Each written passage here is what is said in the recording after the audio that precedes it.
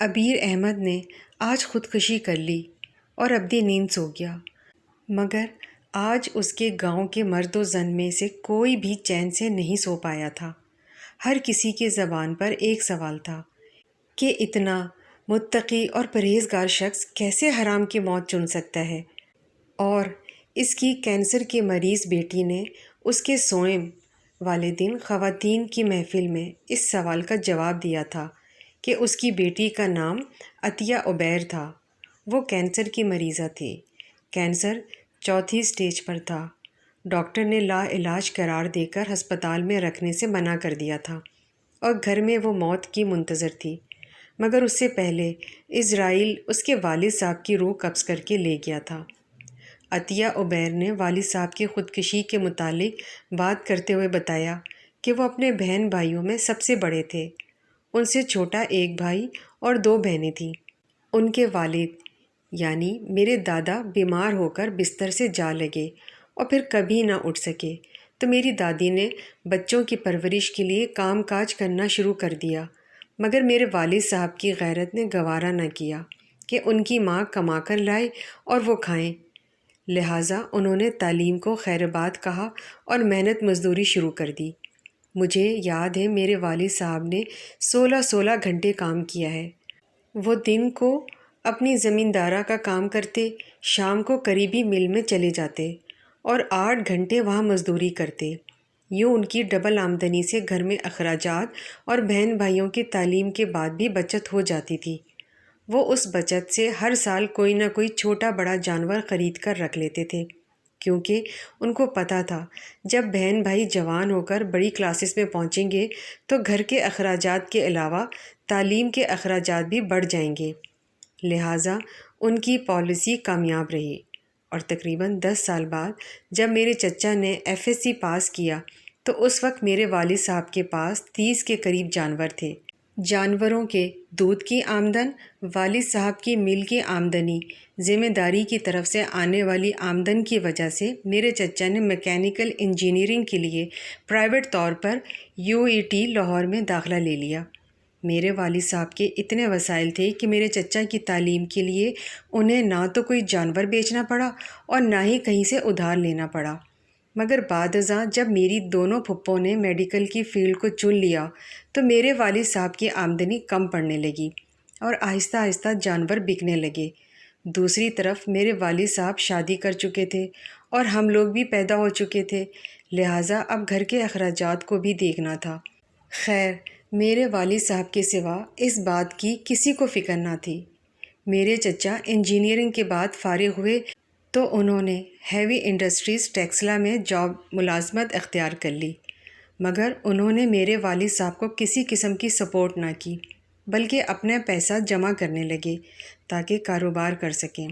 میرے والد صاحب نے کوئی شکوہ نہ کیا، بلکہ وہ خوش تھے کہ ایک دن ان کا بھائی کامیاب ہو کر ان کی طاقت بنے گا۔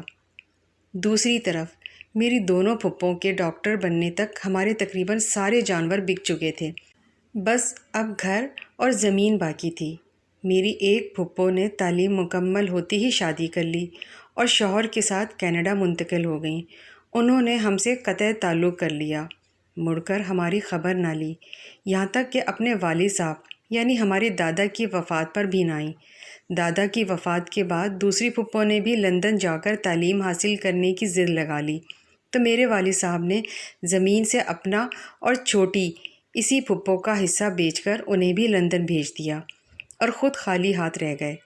اب صرف مل والی ملازمت اور باقی دوسرے بھائی اور بہن کی زمین تھی، جس پر کاشتکاری کر کے انہوں نے ہمیں کھانا پلانا شروع کر دیا، مگر ہم دونوں بہنوں کی تعلیم چھڑوا دی۔ میں نے پڑھنے کی ضد کی تو میرے والد صاحب رونے لگے اور ہاتھ جوڑ کر کہا، یہ حق مجھے معاف کر دو۔ لہٰذا ہم دونوں بہنوں نے والد صاحب کے پاؤں چوم کر سینے سے لگا لیے اور مڑ کر کبھی پڑھائی کا نہ سوچا۔ میرے والد صاحب نے میٹرک تک میرے بھائی کو پڑھایا۔ جب میرا بھائی میٹرک میں تھا تو باقی تینوں بہن بھائیوں نے زمین اور گھر سے حصہ مانگ لیا۔ میرے والد صاحب کے پاس اتنے پیسے تو تھے نہیں کہ پیسے دے کر گھر رکھ لیتے۔ اپنی اور چھوٹی پھپھو کی زمین وہ پہلے ہی بیچ چکے تھے، لہٰذا باقی زمین دونوں بہن بھائیوں کو دی اور گھر ان تینوں بہن بھائیوں کو دے کر ہمیں ساتھ لیا اور کسی دوست کے خالی گھر میں منتقل ہو گئے۔ میرے چچا نے اپنی دونوں بہنوں کے ساتھ مل کر ایک ٹیکسٹائل مل لگا لی اور اپنا کاروبار شروع کر دیا۔ آج وہ شہر کی جانی مانی شخصیت ہیں۔ خیر وقت گزرتا ہے اور میں دماغ کے کینسر کی مریضہ بن جاتی ہوں۔ دوسری طرف ایک حادثے کی وجہ سے میرے والد صاحب کا ہاتھ کٹ جاتا ہے اور مل والے انہیں فارغ کر دیتے ہیں۔ جب گھر میں فاقوں کی نوبت آتی ہے تو کچھ دن پہلے میرے والد صاحب اپنے بھائی کی مل میں کام لینے کی خاطر جاتے ہیں، جہاں ان کے چھوٹے بھائی اور بھابھی دفتر میں بیٹھے ہوتے ہیں۔ میرے والد صاحب اپنے بھائی کے سامنے اپنا مدعا بیان کرتے ہیں، جس پر میرے چچا کہتے ہیں میں مل کے بیرونی معاملات دیکھتا ہوں اور اندرونی معاملات تمہاری بھابھی دیکھتی ہیں، اس سے مل لو۔ میری چچی میرے والد صاحب کو دیکھتے ہی کہتی ہیں تمہارا تو ایک ہاتھ ہی نہیں ہے، تم کیا کام کر سکتے ہو؟ اگر ہم بنا کام کے تنخواہیں دینے لگیں تو یہ کارخانہ 2 دن بھی نہیں چلے گا۔ میرے والد صاحب مدد طلب نظروں سے بھائی کی طرف دیکھتے ہیں اور بتاتے ہیں کہ ان کے گھر میں فاقے ہیں، کینسر زدہ بیٹی 2 دن سے بھوکی ہے۔ مگر میرے چچا کے دل میں کوئی رحم پیدا نہیں ہوتا۔ وہ معذرت کرتے ہوئے کہتے ہیں ہم کو تو ورکر کی ضرورت نہیں، تمہیں اپنے دوست کی مل میں صفائی کرنے والا رکھوا سکتا تھا، مگر ایک ہاتھ سے معذور انسان صفائی کیسے کرے گا؟ تم ایسا کرو کل سے اپنے بیٹے اور بیٹی کو اس کی مل میں بھیج دینا، میں کال کر دوں گا۔ اپنے چھوٹے بھائی جس کے خاطر انہوں نے اپنا سب کچھ بلکہ اپنی اولاد کا بھی سب کچھ قربان کر دیا تھا، اس کے اس قدر سرد رویے نے انہیں اندر سے توڑ کر رکھ دیا۔ واپس آ کر ساری رات وہ ہم سے دکھ بانٹتے رہے۔ پھر صبح اٹھے تو پتہ چلا والد صاحب خودکشی کر کے ابدی نیند سو چکے ہیں۔